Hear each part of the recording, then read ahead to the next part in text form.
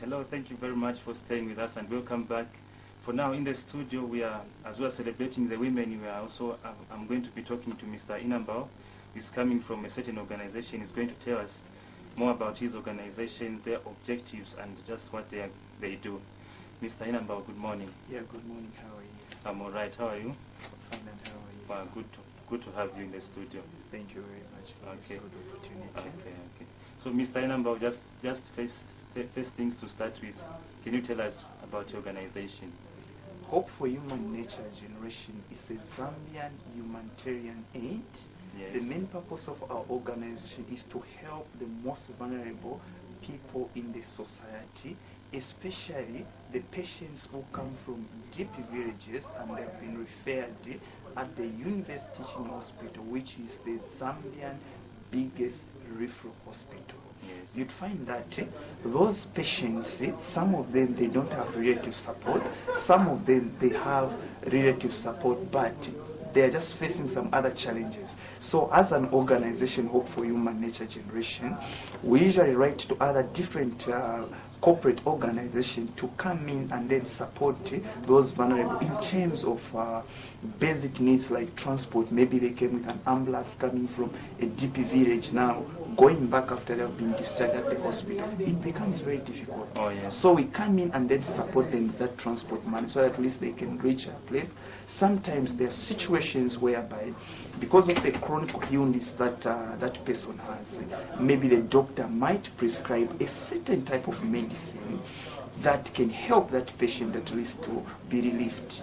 So you find that those people were to get that money to buy those medicine, it becomes very difficult because certain type of medicine they are there in the hospital. This is Panadol, this is just normal medicine, but it depends with your chronic illness. Okay. That's where now it becomes very difficult, because at the end of the day the doctor needs to assess that patient after taking that medicine so that the doctor knows exactly how the medicine is working.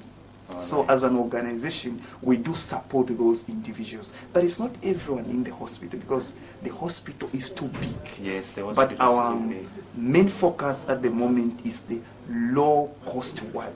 Those people who are vulnerable. It's not everyone. Again, we usually do what we call a random survey, and sometimes we do speak to the nursing in charge of that ward. Okay, just to cut you short there. So the people who are vulnerable, we also have people vulnerable from the village, and also people are vulnerable in town. You don't help them, those who are in urban areas. You don't by any chance help those? Yeah, what I can say is that we help all the people who are vulnerable.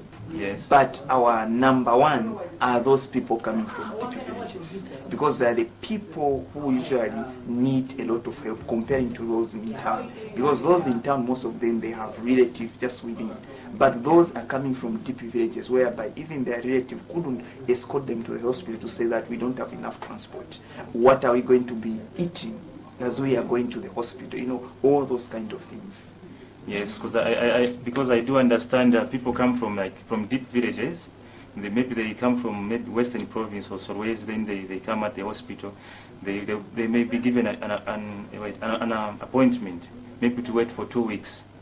What type of help do you give? Do you give accommodation or food?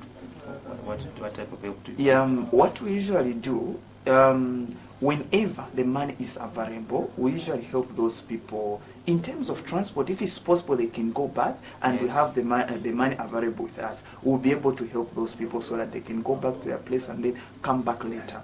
Sometimes what we'll do, we'll just maybe just donate maybe money so that at least they can be buying foods as they are waiting for their time of being assessed by the doctor. That's what we are doing, but we have got a number of plans which I'm going to explain in our strategic plan. Okay, but this challenge has been around for a long time. We have been hearing this cries of people coming to the University Teaching Hospital, and they're coming from a very far place, and they are referred to a different date. Do you by any chance talk to the management at the University of Zambia so that they mitigate this a reduction in this challenge? Yeah, on that one, we haven't spoken to the UTH management. Yes. We are taking that as our our objectives, as one of our objectives, to do that work alone, because as you know that the responsibility of helping the most in need in the society is not just for the government, yes. right? It's for everyone who is able to help. It can be an organization, it can be an individual. Whoever feels like to help, they can help. So we can't really take it as to the university teaching hospital, the management to do all that job, because there are a lot of people who need help. Yes. So the government alone, it won't manage. That's why we had to come in at least to supplement government's effort, and also by writing to other corporate entities so that they can come in, we can work together and then try to help those people in the hospital. As you are aware that when somebody is sick, they need a lot of things, basic needs.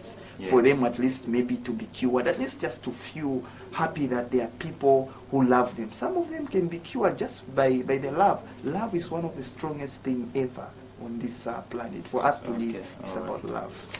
So when was the organization formed, and since the organization has been formed, what has been the notable successes